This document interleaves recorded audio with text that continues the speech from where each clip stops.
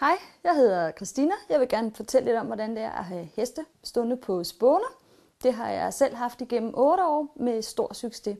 Og jeg vil starte ved at vise jer lidt, hvordan man murer ud i sådan en spåneboks. Og lige nu har vi en boks stående her, som der er spåner i. Og når vi har muret ud, så fylder vi så efter med nogle rene spåner. Men jeg kan lige vise jer, hvordan man lettest murer ud. Og det gør man med en spånegrev, som jeg har her. Der er også nogen, der vælger at bruge en almindelig grev, men med en spånegrev, der får man altså det bedste resultat. Og det er simpelthen fordi, med spånegreven, der kan man ryste spånerne af, så det kun er selve møget, man fjerner. Og det er jo det, der er det smarte. Og det vejer absolut ingenting.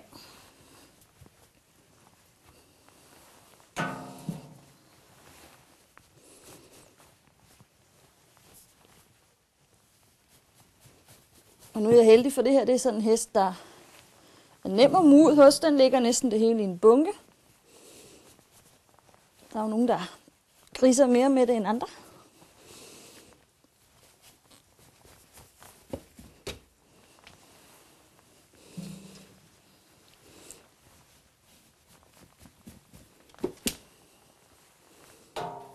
Og jeg murer ud hver dag hos hestene, der står på spåner. Og jeg bruger et sted mellem 10 minutter og et kvarter per boks. Kvarter, det er nok højt sat.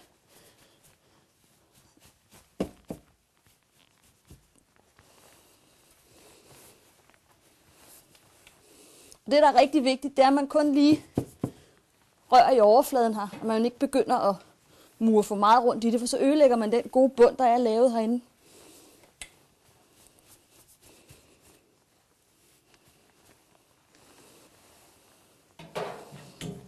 Og som I kan se, så bliver der altså ikke ret meget møg ud af det, når man kun lige fjerner hestepærerne her.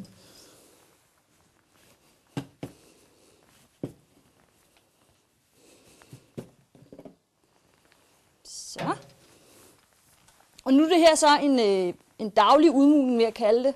Og nu er bunden sådan set lavet herinde, så jeg fjerner faktisk kun lige hestepærerne. Der er faktisk ikke rigtig nogen våde pletter at fjerne, men selvfølgelig, hvis man har en hest, der tisser meget i det ene hjørne, så kan man gøre det, at man lige tager det våde med der. Men det er faktisk ikke nødvendigt her, fordi den er rigtig lækker og fin bund herinde. Hvis man bare lige strøger ovenpå nu, så er den faktisk rigtig god. Det man så kan gøre, når man har fjernet hestepærerne, det er, at man lige kan tage med en almindelig grev. Den tager jeg lige. Så kan man lige gøre det, inden man putter nye spåner ovenpå. Man lige kan jævne lidt ud, sådan så man har en god plan flade og putte rene spåner ovenpå. Og så nogle gange så opdager man, at man har glemt lidt. Og så tager man selvfølgelig det. Det tager jo ikke mange sekunder. Så. Jeg tror faktisk, vi er ved at være der. Det var det. Det var faktisk en enkelt boks her, der er ordnet og fjernet fra hestepær. Men igen, den var også meget ren i den her hest. Der er nogen, der griser lidt mere med det, men generelt så er det altså rigtig hurtigt lige at få ordnet. Altså nu, de her spåner, de har jo, den her boks, den er faktisk startet op her i efteråret, og vi er i marts måned nu.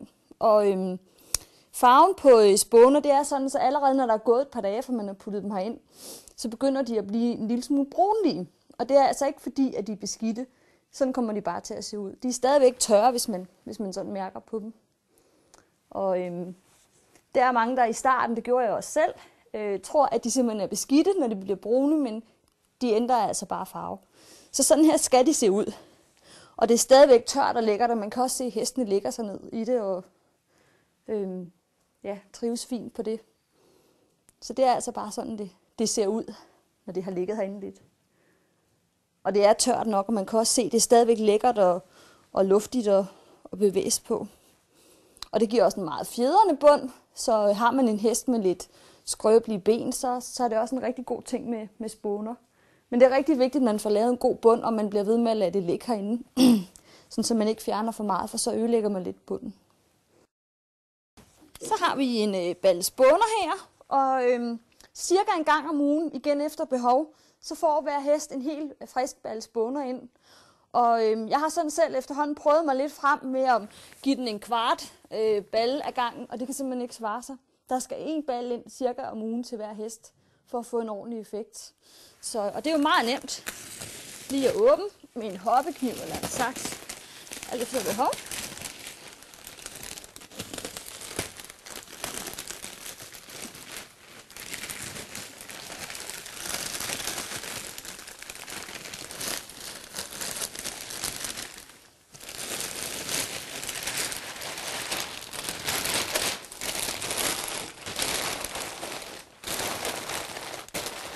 Der er jo stort set ingen affald. Der er jo så endnu en væsentlig fordel ved spåner, det er, at det støver bare overhovedet ikke.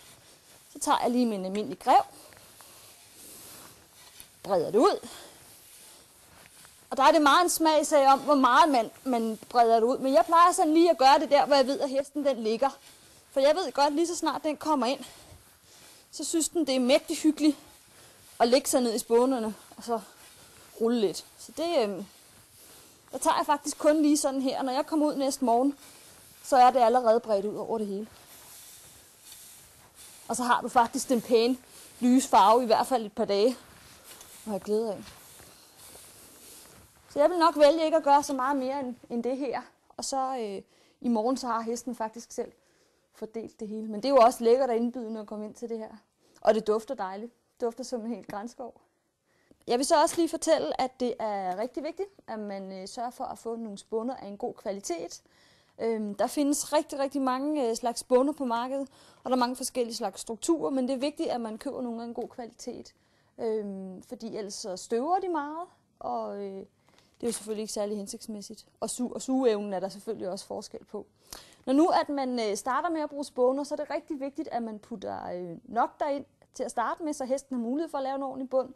Og til en almindelig boks på en standardstørrelse, der vil jeg sige, en 3-4 baller skal man starte med at putte ind. Det er rigtig vigtigt, at der bliver en ordentlig bund fra starten af. Så det kan ikke svare sig at spare på det. Og så ellers hver uge, så cirka en balle, som jeg også nævnte før.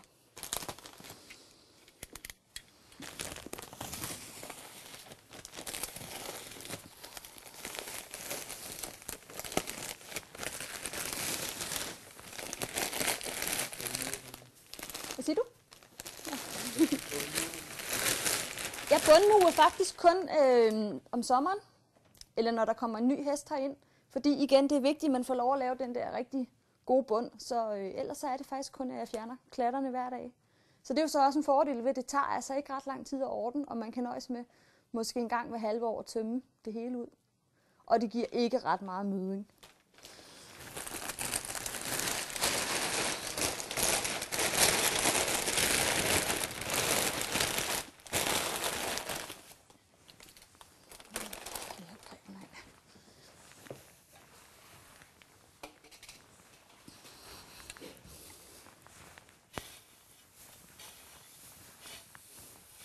Og igen, så spreder jeg bare lige sådan på midten her. Kan hesten selv få lov at hygge sig med resten. Men hvis jeg sådan lige skal ridse op de væsentligste fordele ved spåner, så er det, at de er meget nemme at håndtere. De er nemme at opbevare. Man skal ikke have et halmloft fyldt med en masse halm. De er nemme at bruge, det er nemme at holde hver dag. Det kræver ikke ret meget arbejde. Det er ikke noget tungt udmodning. Det er noget, alle kan være med til, ligegyldigt om man er lille eller man er voksen. Og der er ikke noget støv, og det giver en rigtig god bund, og det giver et rigtig godt indeklima. Det var vist sådan det mest væsentlige fordel ved at bruge spåner. Jeg er i hvert fald utrolig tilfreds med det, og det er let at arbejde på mange punkter frem for at bruge andre former for strøelse. Ja. Jo, jeg kan lige fortælle, at en eneste ting, man skal være meget opmærksom på med spåner, det er, at det er rigtig vigtigt, at man ikke fjerner det, der bliver brunt. Man skal altså lade det ligge. Der er mange, der tror fejlagtigt, at når man bruger spåner, så til at starte med, så ser det jo fint og lysdussen, som vi kan se her, så går der ikke andet et par dage, så begynder det at blive brunt. Og det er altså ikke, fordi det bliver beskidt. Det er simpelthen bare, at det ændrer farve, og det ændrer strukturer. Og der skal man altså bare lade det ligge. Det er vigtigt, at man kun fjerner det, der er beskidt. Det vil sige hestepærerne, og hvis den har lavet en meget våd plet. Men ellers er det vigtigt, at man lader det ligge, for ellers så forsvinder fidusen lidt i det. Der skal være mulighed for hesten for at lave en ordentlig bund. Det er sådan set det eneste, og det er en fejl, jeg også selv gjorde til at starte med. Ja.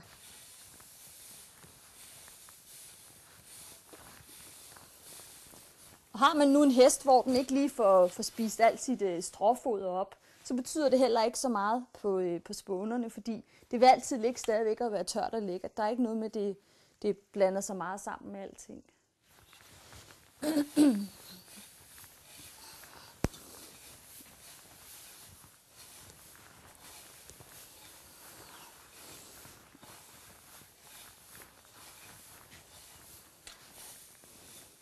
Men det er utrolig nemt at arbejde med.